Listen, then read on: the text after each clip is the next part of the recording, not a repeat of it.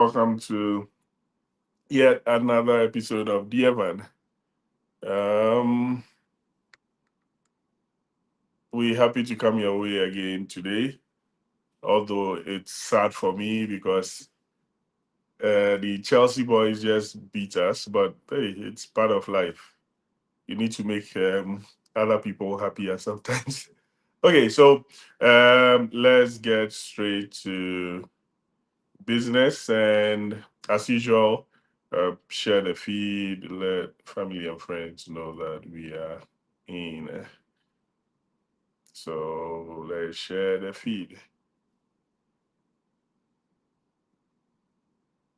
And it looks like the Arsenal guys are super excited, but we know how, how it will end at the end of the day.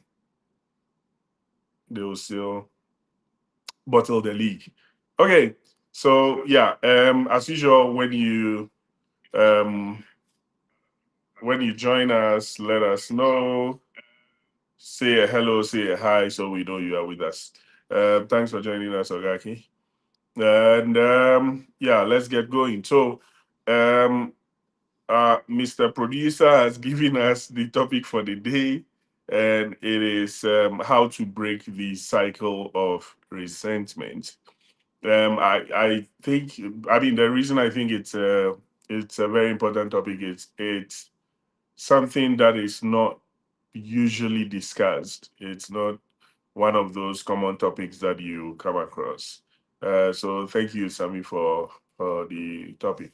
Okay, so let's all get to the same page about what resentment is. So basically, I think the key word here we should take note of in the definition of resentment is that it's a lingering emotion, right? So it's an emotion that expresses anger, a feeling of injustice, or helplessness when it comes to someone, and so the difference between that and someone getting angry or feeling disrespected or whatever instantly is that resentment lingers, right? So it travels the course of time. And so this is one um, emotion or feeling that I think is very common amongst people who have been together for a while. So whether it's in a relationship or it's in a marriage and they've been together for a while, you are likely to find this sort of resentment there because there could be something that has caused one person to feel disrespected, to feel angry, to feel um, um, that something did not go their way, and that feeling could be lingering for a long while, and the danger is that it is um the foundation on which most decisions are taken, right? So say if someone wants to do something and then that feeling kicks in and then goes like, oh, the other day you did this, and so I'm not going to do A or I'm not going to do B, right? So it is, again, like I mentioned, it is very important that this gets discussed. um Prissy, I'll let you come in before we take it from here. Yeah. Yeah, Prissy, go ahead. I'm still thinking about. Oh, okay, that's fine. Yeah, So if you have something to whilst say, Prissy is please. still thinking about it, let's keep going. Now, usually you would ask, okay, why would this be something that exists in the first place? It is because sometimes a spouse does something to you and you feel like, okay, maybe let me not stress over it, let me not talk about it. And most of the times we feel that we've gotten over such emotion, or we think that we've been able to overcome whatever happened in the past. But in reality, sometimes whatever it is that the person did for you to have that feeling doesn't easily go away, right? So you will think that, oh, you've forgotten about. That is why personally, I think that there are some things that are a no-no for married people, right? And one of them being like adultery or one person going out of the marriage and all marital infidelity. And this is why I don't, unless originally you did not really love the person, right? But if there is someone you really love with all your heart and all, I don't see how that person is able to go out of the marriage and you will not feel like, and you can easily say, okay, yeah, I let go. But and I don't know, again, I've been saying this over and over again, I don't know how people would be able to do that and say, oh, okay, I let go, and they will not at any point like remember it or feel a certain way just because of that. It might be what's the name? A mental dysfunction. If something of the sort can happen to you and you can easily just forget and say, let's move on. The only reason I see could make someone do that is if the other party is also involved in similar things, right? So let's say the woman um, goes to commit adultery and the man is also involved in committing adultery, then the man can easily say that, okay, yeah, I see, I forgive you. And I'm not in any way saying don't forgive people when they wrong you because we are human, so you would always wrong someone. What I'm saying is I don't see how people are able to let go so easily.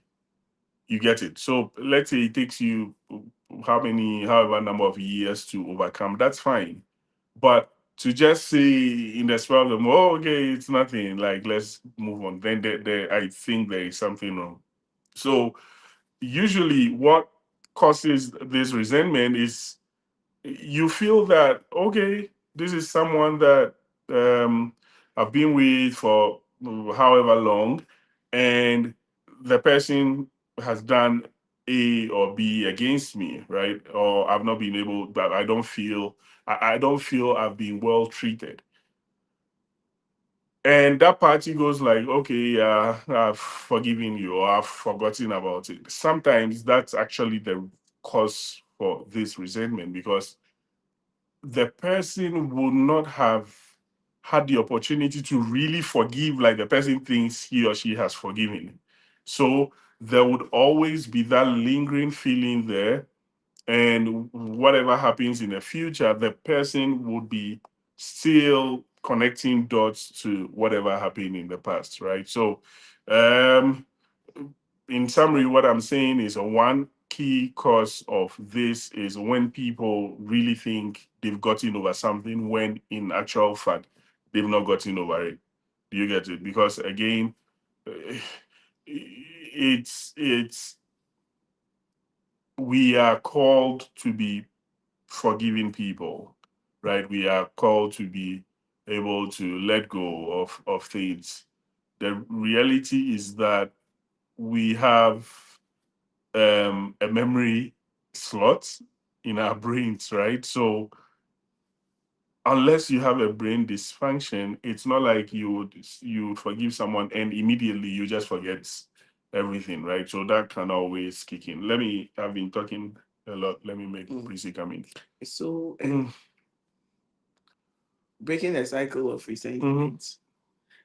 For me, I feel like even if you wanted to break the cycle, sometimes it's that lingering anger can can be broken also based on how the one who offended you behaves Yeah. in the relation. So let's say we have, even in friendship or relationship, somebody does something wrong against you, Yeah. and that has made you resent the person. but the one who offended you makes it look like they didn't do anything wrong, and they Yeah. still like try to do so. For instance, I had a personal issue with someone, Mm-hmm. and I got angry about the way the person behaved. So I decided to cut the person off. Mm-hmm. Then the person went around, like goes around trying to make me look like a bad person. And I hear that this person is actually going around telling lies about me. Mm-hmm. This resentment will rather linger on Mm-hmm. because, in the first place, the person doesn't see what they've done wrong, like to make me hate them or make me get angry at what Mm-hmm. they've done, but rather adding like more and whatever. So definitely that resentment will linger on. So even in a relationship, if one person hurts the other, the way or manner in which the person acts after you hurt your partner would either cause the resentment to go down or to continue or to persist, right? And so I think that sometimes we can help our partner either break that cycle or um, cause it to linger on longer. Yeah, so I also believe that the one who hurts should also take. I have to forgive. Yes, I understand, but sometimes I see things that would make me even remember because I want to forget. I have forgiven. I want to forget, but you keep repeating the same thing or do things that would make me more angry. Then how am I helping you? Yeah, so I think that's Yeah. So I think back to what you mentioned, my question there is so yes, someone has done something against you, you're trying to overcome it, you're trying to forgive the person, but it doesn't look like the person has any form of remorse. remorse, right? If you let your action be defined by how the person will behave, then it also leads to a situation where you'll be angry with 2 million people because a lot of people don't have brains, right? So if you want your But there's someone you are staying with.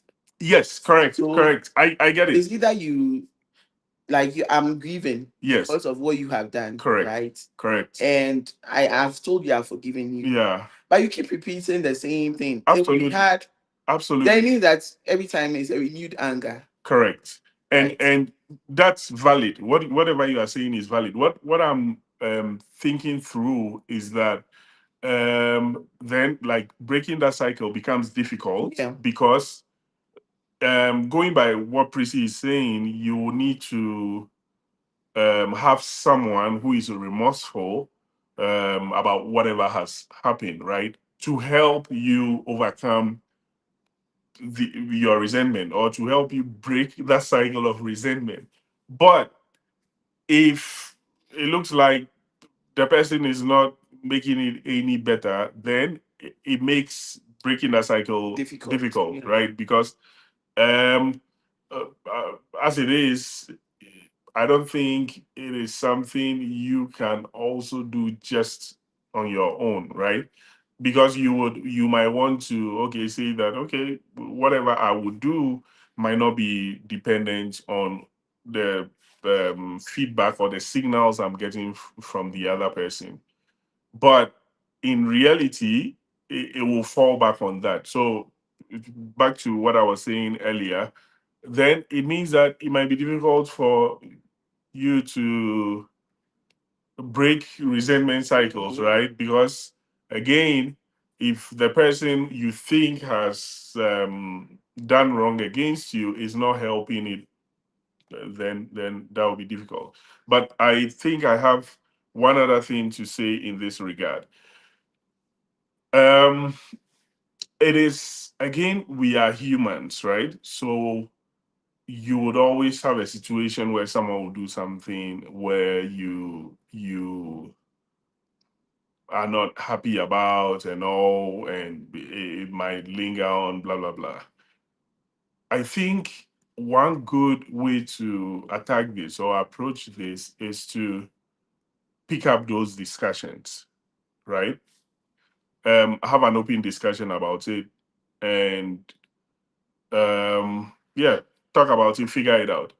The only challenge is that, like I said earlier during my submission, there are things that you just don't want to bring up necessarily because um, it might open up a can of worms, and you think that, okay, you are rather protecting the relationship by not speaking about it.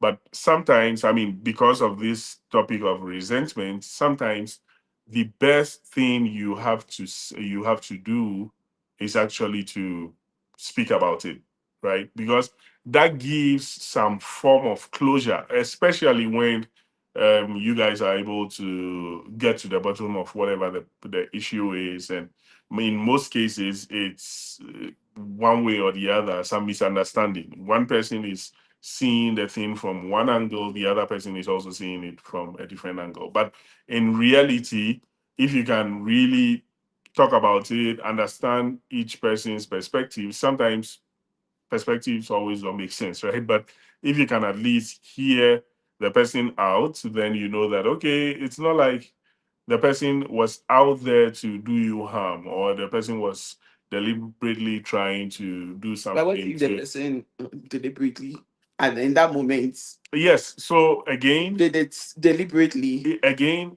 in How do in you? talking about it, sometimes you get a sense of closure, because as you speak to someone about it, in fact, sometimes your kid will do something. You are so mad at the kid, but as you hear the genuineness in whatever the kid is trying to explain to you, it calms you down. If we compare this to someone not talking about it at all, what would happen is that one person will be having their own thoughts of what they thought the other person had done. Then the person who has done the thing is also having whatever explanations. I mean, they are explaining it away to themselves that, hey, what is it? I mean, it's because of ABC, right? So sometimes it is, if we can get to the point of having a good conversation about, okay, the, I I feel there's this lingering pain or lingering anger or whatever because of ABC. And sometimes, let me say this, sometimes even the person feeling the resentment, right? If you don't really sit down to have a good introspection, you might not even know what exactly it is. Mhm. You would just see your spouse or And be something and be angry. angry, right? So, on the part of the one feeling the resentment as well, you would actually need to do a deep introspection and figure it out. And most people around here will go to a Mhm. therapist to try to get to the bottom of it, because what they will try to do is to unpack all the feelings and try to narrow them down to specific situations. What is making you feel this way? What is making you blah blah blah, right? And to think about it, for people who are maybe married for 30 years or 40 years, or then you would ask yourself, is it that these people don't have any of such resentment? Because truth be told, if you keep on building your portfolio of resentment, or things that you think have been there and have not been resolved, at a point the marriage will come crashing down. Hey, Mary, thanks for joining us. The marriage or relationship will definitely come crashing down, right? So I think that it is good to always attempt to unpack whatever it is. That is your best way out, because if you want to keep it, then it gets challenging. Now that brings me to another very key area, which is people's personalities, right? So sometimes we say these things and they appear very easy, but they are not. They are not. There are people who will naturally not talk. They will is but life is better for them when they are quiet, when they mind their own business. If anything is worrying them, they just say, okay. And they might never address whatever the issue is. So again, that's why we always say that marriage is a lot of work, or relationships are a lot of work, right? So because you will need to get out of your natural disposition, your natural self, and become someone you are not, to ensure you don't brew a lot of trouble, right? So, for example, if you say, "Oh, as for me, I don't talk about things, I don't," you will need to learn to unlearn that. You will need to bring yourself to be able to bring things to the table, put everything there as it is, and then it gets discussed. Other than that, you would always have things that you've been maybe 5 years ago or something, and the bad side of it is that you might be carrying all these things and the other party even doesn't know about it, right? And would is living life and is going about his or her business, and you have things that are lingering in your mind. Pretty, I refer to you. Yes, so like you said, the people, I think that people who are usually quiet are also usually people don't take them seriously. Like, you Okay. don't talk about things that are hurting you. Mm-hmm. Your spouse might feel like, okay, things when I do everything I do is okay by you, right? Mm-hmm. Meanwhile, that might not be the case. Yeah. You are hurting, but and so that person might keep on doing Mm-hmm. repeating it Yeah. without knowing that they are hurting you, Yeah. right? Yeah, so I believe in Kanye. As and when it happens, address it there and then move on. Right. Yeah, because it's better than harboring all those things within, and then maybe one day it fills up and then you Yeah. explode. Yeah. Yeah, so you just and I feel like once I say what I feel, I am free. Yeah. I can move on. Yeah. Yeah, so that is how I am. I'll just come and ask you, even if it's if it feels offensive, but I feel like I've let it out. You let me know why you are doing that, and then Yeah. we move on. Yeah. It's better than keeping things within, because there are people that you cannot blame for their actions. You think that they should know better, but it's just because you are not saying or coming out to say that I don't like what you're doing. That is why they continuously do that. Right. Right. So I also think that expecting someone to know something you know without telling them is also a bit of foolishness, right? So think about it. You might have some exposure, right? You might have some experiences, right? That makes you know certain things. If your spouse, for example, is doing things unknowingly, why do you hold them to what they Your don't know? standard. Yeah, exactly, right. So it's always good to as it were, put things on the table and then get it discussed. It's because if we really go deep into this, you are feeling a certain way, and the person who is making you feel the certain way doesn't know you are feeling that way, because the person is not in the know that ABC that they do is causing you to feel that way, right? How how does the person, even if the person genuinely wants to change or genuinely wants to do something about it, how does the person do that, right? When they don't know what it is. Yeah. So it it's always best to voice it out. It might not sound or come across as the most pleasant thing, but it's better to voice it out. That way, you are saving yourself from all the lingering pain and stuff. And people, would always, I find this to be how people escape it. And Mary is saying it's very true.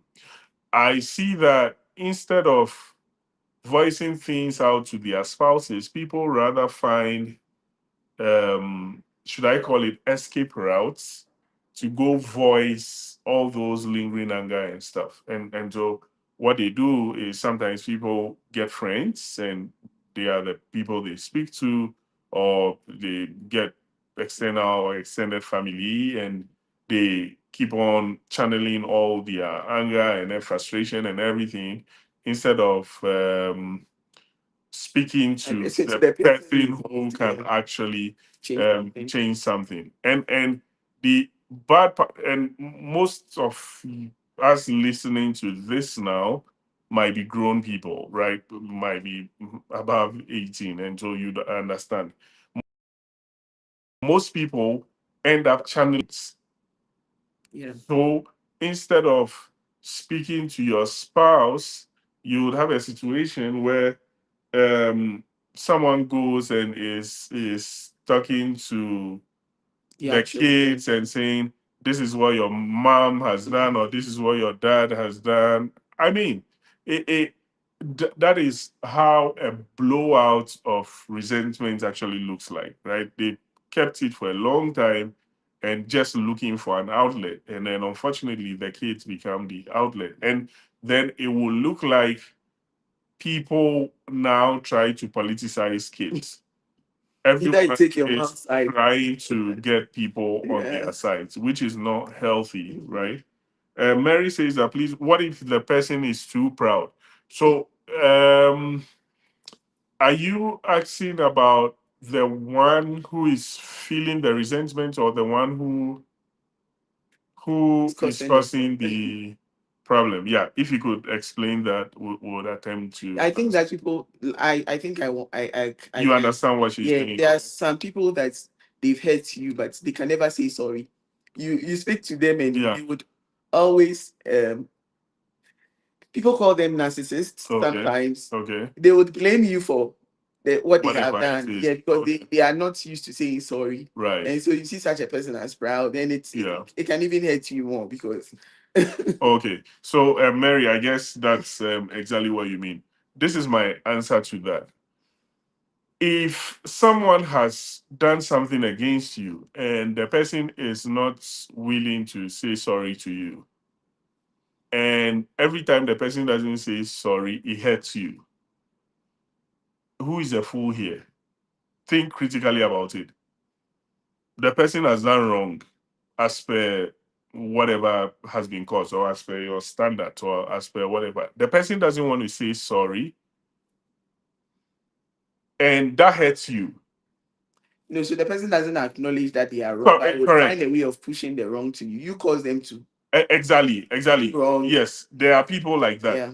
Clear. But to you, the one hurting, if you are waiting for the person to acknowledge their wrong before you check that one out of your heart, I think you are also on a part of buffoonery. Okay, Mary says, yeah, that's what she means. So I think you're also on a part of buffoonery, because think about it. See, a lot of people, and as we grow, those are some of the lessons we come to learn. A lot of people will do things against you, either, and you ask yourself, like, what exactly is the person thinking?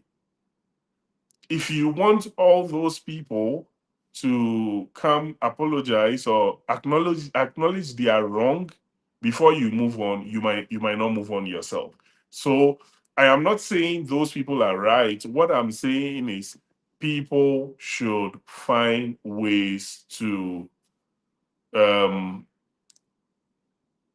move on. I, there was someone I was trying to point something to, okay, for the person to acknowledge his wrong. The person told me that, but in whatever situation he was, that's the best he could have done. What do I expect him to do? If I'll live my life waiting for such a person to acknowledge wrong, it wouldn't happen, right? So again, in discussing this whole resentment thing, yes, someone would have done something against you that would make you keep that anger lingering and so on and so forth for years. You feel disrespected, you feel you've been treated unjustly, and so on and so forth. We thank God if you have someone who would acknowledge that after you bring it on board to be discussed. That's fine. Thanks for joining us, Courage. That's fine. That's good. That's a good one. We thank God. But if you don't have someone who is willing to come to the table, um, you can live your life also bagging wrongs. Like you, okay, today I have 3 bags of wrong. The next day, okay, I have 5 now. I mean, you have to move on, right? So it's a two-way street. So in summary, um if you feel that in your relationship, in your marriage, you have things that have hurt you in the past, and when you see your spouse, you if you had your way, like you give him a slap or something, then you will need to, like we mentioned earlier, first of all, do a good introspection, understand where and what time or whatever caused you to be in that situation. Now, when you are able to understand all that or figure it out, discuss it with your partner, and hopefully, you would get some redress from there. If you don't, then learn how to say, okay, let me check it out, and then move on. I'm not saying move on as in leave the marriage or something, but move on. This looks like something that my partner is also adamant about, whatever his perspectives are. So That's yeah, why they are like sometimes one person has to be a fool. yeah, right, Yeah. right, You assume that yeah, because just if you all want to be two wise people in yeah, the marriage, it wouldn't work. it would be hard. Yeah. Yeah. So, ladies and gentlemen, we are already out of time. Thank you for joining us for today's episode of Dear Van. Again, to all the Chelsea fans, enjoy it. Um, to all the Arsenal fans who think that they are winning the league because we lost today, there goes the delusion again. We'll come your way again next week with yet another episode. Always remember that no two relationships are the same. Thanks, cheers, and bye for now.